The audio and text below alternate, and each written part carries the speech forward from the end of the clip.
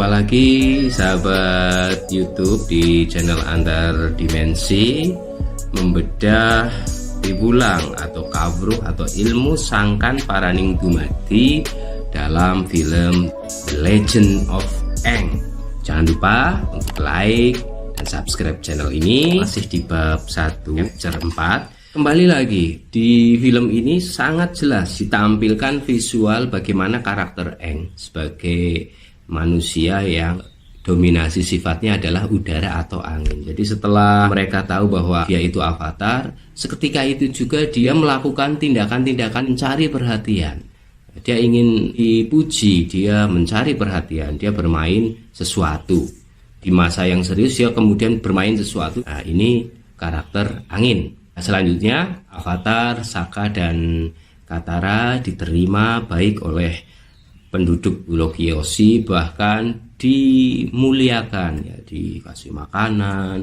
Dan di pulau tersebut avatar memanfaatkan waktunya untuk mencari perhatian dengan berbagai macam hal yang bisa ia pamerkan kepada masyarakat. Nah, ini menimbulkan perselisihan dengan Katara karena Katara tidak suka sifat pamer, karena ini juga akan membahayakan bagi dirinya sendiri. Jadi benar keberadaan avatar di pulau itu, dari mulut ke mulut secara berantai diteruskan bahwa avatar telah kembali, avatar ada di Pulau Kyoshi, sehingga akhirnya sampai ke Prince Zuko. Di situ Prince Zuko kemudian bersama Paman Airo dan pasukannya segera menuju Pulau Kyoshi. Selanjutnya, Sokka sebagai kesatria dari suku air, dia belajar kepada para prajurit Kyoshi yang dipimpin oleh Suki. Di sini Sokka belajar bela diri, yang ternyata sistem bela diri dari Pulau Kyoshi, sistem bela diri para prajurit Kyoshi itu berbeda dengan sistem bela diri pada umumnya, di mana mereka itu tidak menggunakan kekuatan dirinya, tetapi dia memanfaatkan kekuatan lawan untuk melumpuhkan lawannya itu sendiri. Ini yang awalnya Sokka tidak bisa belajar itu, karena dia selama ini mengandalkan kekuatan dirinya untuk menyerang. Di sini dia dituntut untuk lebih tenang dan mengikuti gerak musuh dan bisa memanfaatkan kekuatan musuh yang menyerang untuk menjadi serangan balik pada musuh itu sendiri. Dan akhirnya Sokka pun bisa mempelajari itu dengan cepat. Nah, dikisahkan awalnya Sokka itu malu mengenakan baju kebesaran karena seperti baju wanita, tetapi ternyata memiliki filosofi yang luar biasa, di mana sutra melambangkan keberanian dalam darah seorang prajurit. Keberanian yang lembut. Ini sesuai dengan karakter dari ilmu bela diri yang ada di tempat itu. Jadi keberanian tidak mesti harus keras, tegas. Keberanian bisa juga disalurkan atau diwujudkan dengan sebuah kelembutan sikap. Yang kedua adalah adanya lencana emas. Lencana emas itu melambangkan kehormatan, ya, kehormatan para prajurit. Jadi kehormatan para prajurit itu tidak hanya pada kehebatan dia secara fisik, tetapi juga pada kelembutan dia. Keberanian yang wujud dalam kelembutan sikap, dalam tingkah laku, gerak, itu menjadikan sebuah kehormatan para prajurit. Dia akan lebih mudah diterima. Hal-hal yang bisa diambil dari film ini bahwa avatar Kyoshi yang 400 tahun sebelumnya juga tidak pernah berperang, ternyata membentuk karakter prajuritnya hingga saat ini juga seperti itu. Mereka lebih cenderung bertahan dan memanfaatkan serangan musuh untuk menjadi serangan balik. Jadi memanfaatkan tenaga lawan. Artinya bahwa suatu karakter tempat, energi di suatu tempat itu dari masa ke masa itu akan sama. Ketika di situ energinya adalah energi bertahan, energi kelembutan, energi kasih sayang, maka selamanya di tempat itu pula energi tersebut akan membentuk karakter masyarakat di setiap peradabannya.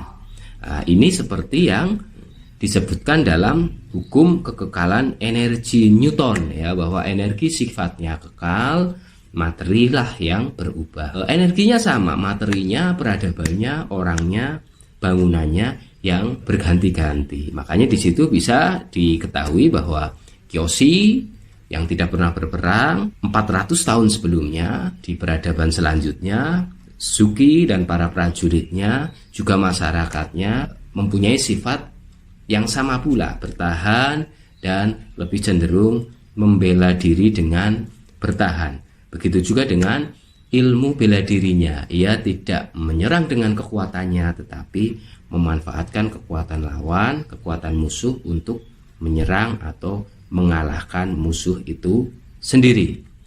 Suki dan para prajurit lain bisa menerima Saka untuk belajar, untuk mempelajari ilmunya dengan syarat harus mematuhi semua aturan yang ada tanpa terkecuali. Artinya apa? Artinya bahwa ketika kita ingin mempelajari sesuatu, kita tidak boleh memilah atau pilah-pilih terhadap syarat-syarat yang ada. Karena suatu ilmu beserta syarat-syarat yang ada, beserta semua aturannya, itu sebenarnya sudah menjadi hal yang paling baik. Suatu hal ketika diturunkan di bumi, baik itu ilmu, baik itu ajaran, keyakinan, ataupun apapun itu, ketika dia diturunkan di bumi dengan berbagai macam kriteria persyaratan-persyaratan yang melengkapinya, itu sebenarnya merupakan suatu hal yang sudah tersistem oleh alam. Jadi ketika kita katakan kita belajar, kita ingin belajar, kita harus mempelajari segala sesuatunya. Nanti setelah kita sudah mempelajari semua, baru kita bisa memilah ini yang cocok dengan diri kita, ini yang tidak cocok dengan diri kita. Tetapi ketika kita belajar, kita harus mempelajari semuanya. Jangan ada yang tertinggal syarat-syaratnya, karena ketika kita dalam proses belajar tidak mempelajari semuanya, maka kita tidak akan tahu inti dari apa yang kita pelajari. Nah, ini digambarkan dalam kejadian ketika Saka agak berat untuk mengenakan pakaian kebesaran prajurit, karena dia seperti wanita mengenakan pakaian itu karena bentuk pakaiannya, tetapi ternyata itu merupakan suatu pakaian kebesaran dengan filosofi-filosofi yang luar biasa. Selanjutnya, Eng masih terus mencari perhatian kepada semua orang. Di situ dia mencoba mencari perhatian dengan melakukan tindakan yang membahayakan dirinya sendiri tanpa ia sadari. Jadi dia kemudian masuk ke dalam danau atau lautan itu yang pada awalnya dia bermain dengan koi dan sudah tahu bahwa di situ ada monster unagi atau monster sidat. Kemudian dia ingin menaikinya, ingin pamer agar disanjung, ingin mencari perhatian dengan pamer bisa menaikinya, tetapi kemudian ditinggalkan oleh orang-orang yang tadinya mengikuti Eng. Di situ terlihat sekali bahwa ketika orang-orang itu meninggalkan dia, Eng kemudian menjadi tidak semangat. Artinya bahwa memang apa yang dilakukan dia, sifatnya dia itu selalu ingin mencari perhatian, ingin disanjung, dan ini sesuai dengan karakter angin yang selalu bersifat ringan dan dia selalu naik ke atas. Jadi posisinya ingin selalu di atas. Nah, kemudian tanpa dia sadari di belakangnya muncullah seekor monster unagi atau monster sidat. Kemudian dia dalam bahaya dan Katara datang menyelamatkannya. Setelah dia selamat dari ancaman monster unagi, Pangeran Zuko dan pasukan negara api datang untuk mencari Avatar.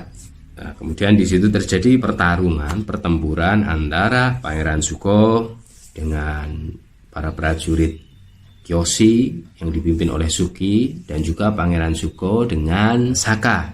Perkampungan semua terbakar. Akhirnya Avatar Aang meninggalkan pulau Kyoshi tersebut. Ketika dia sudah naik di atas bersama Katara dan Sokka, menaiki apa di atas langit sana sedang terbang, seketika Avatar Aang turun, terjun bebas ke bawah, dan ternyata dia itu kembali menaiki Unagi, tetapi dengan misi yang berbeda, dengan tendensi yang berbeda. Dia menaikinya mengendalikan Unagi yang pada awalnya dalam ancaman, yang kedua itu dia mengendalikan Unagi dan memanfaatkannya untuk menyemprot, memadamkan kebakaran di Pulau Kyoshi yang masyarakatnya itu sangat menghormati Avatar. Karena memang unsur bumi itu sangat menghormati siapa saja orang-orang yang ramah, orang-orang yang tidak membeda-bedakan, mudah bergaul, itu sangat dihormati oleh orang-orang yang mempunyai karakter didominasi oleh unsur bumi atau unsur tanah.